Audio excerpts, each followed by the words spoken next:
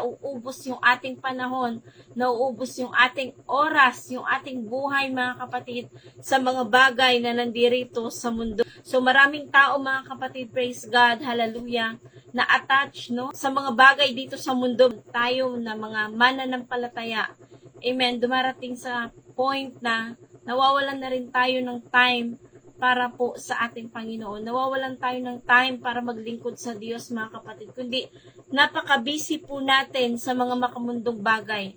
Napaka-busy po natin sa mga gawain dito sa sanlibutan. So ano nga po ba ang kalooban ng Diyos mga kapatid? Bilang Kristiyano, bilang mananampalataya mga kapatid, amen, at bilang tagasunod ng ating Panginoon, praise God, hallelujah, sinasabi po ng ating Panginoon sa bawat isa sa atin na wag po tayong makiayon sa gawa ng mundong ito mga kapatid. Wag tayong makiayon sa sanlibutan ito mga kapatid, kundi ang bawat isa ay mag-iba mga kapatid, praise God, hallelujah, sa pamamagitan ng pagbabago ng ating kaisipan mga kapatid.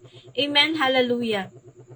Praise God. So, yun po yung kalooban ng ating Panginoon, na hindi tayo makiayon sa mundong ito, na kung tayo po ay kay Kristo, praise God, tayo po ay tagasunod ng ating Panginoon, amen, hallelujah, hindi na tayo dapat umaayon pa sa mundong ito mga kapatid, hindi na tayo dapat nakikiisa sa gawa ng mundong ito mga kapatid, praise God, kundi tayo po ay humihiwalay sa anumang gawa ng sanlibutang ito mga kapatid, praise God.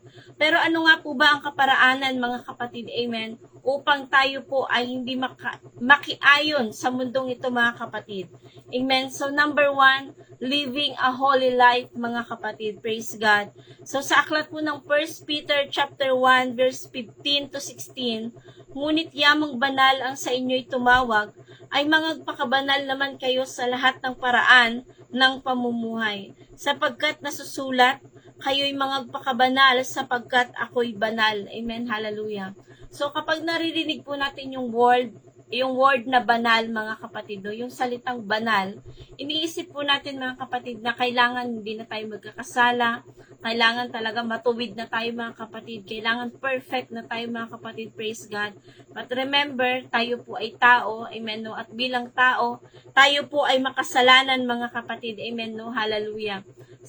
Ngunit mga kapatid, praise God, no? Nung tinubos po tayo ng ating Panginoon, hallelujah, pinalaya na tayo ng Diyos sa anumang uri ng kasalanan mga kapatid. Pinalaya na tayo ng Panginoon sa lahat ng ating mga kasalanan mga kapatid, praise God. At kung tayo po ay nasa ating Panginoon na, amen, no? Tayo po ay bagong nilalang na sa harapan ng Diyos.